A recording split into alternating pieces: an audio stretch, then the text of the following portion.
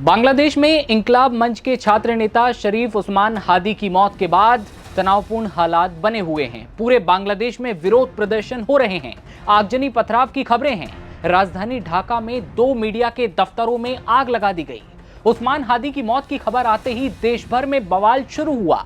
भारतीय एक्सपर्ट्स का कहना है कि मोहम्मद यूनुस की सरकार ने ही या पाकिस्तानी खुफिया एजेंसी ISI ने इस हत्याकांड को अंजाम दिलवाया।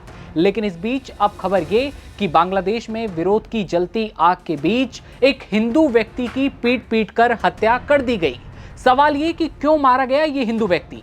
दरअसल ईश निंदा का आरोप इस शख्स पर लगा था, जिसके बाद पहले उस व्यक्ति की जमकर पिटाई की गई और फिर उसके शव को पेड़ पर लटकाकर उसके साथ जो कुछ किया गया वो उससे इंसानियत भी कांप उठी है। इस हिंदू व्यक्ति को गुस्साई भीड़ ने पीट पीट कर मौत के घाट उतार दिया। मोहम्मद यूनुस की सरकार ने हिंदू व्यक्ति की मौत को लेकर क्या कहा आपको बताएंगे, लेकिन पहले ये जानिए कि भीड़ ने जिस हिंदू शख्स को मारा वो था कौन और क्या कसूर था उसका।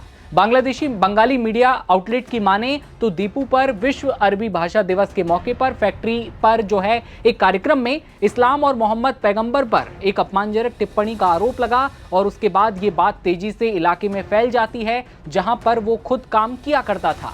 आसपास के इलाकों में तनाव फैला। गुस्साई भीड़ ने 30 साल के दीपू चंद्र दास को पहले बुरी तरह मारा और फिर रूह कपा देने वाली मौत दी। मोहम्मद यूनुस के नेतृत्व वाली अंतरिम सरकार ने हिंदू व्यक्ति की हत्या की निंदा की है और शांति की अपील करते हुए बयान जारी किया, क्योंकि चारों तरफ से घिर चुके हैं।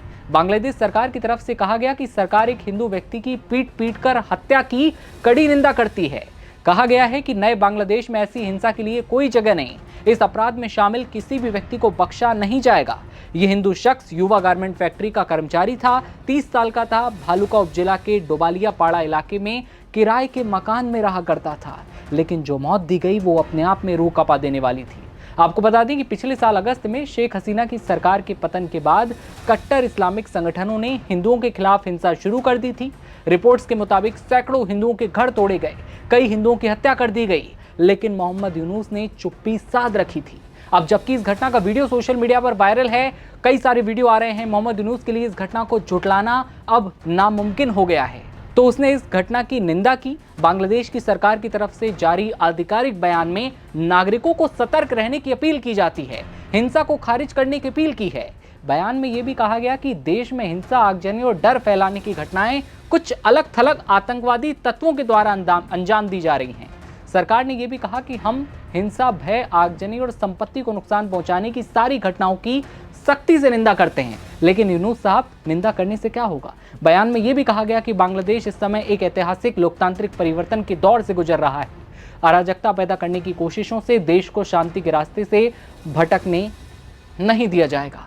आपको बता दें कि बांग्लादेश में हिंसा कल शाम के बाद शुरू हुई, जब पिछले शुक्रवार को शरीफ उस्मान हादी नाम के एक छात्र नेता को गोली मार दी गई और कल उसकी मौत की खबर आती है।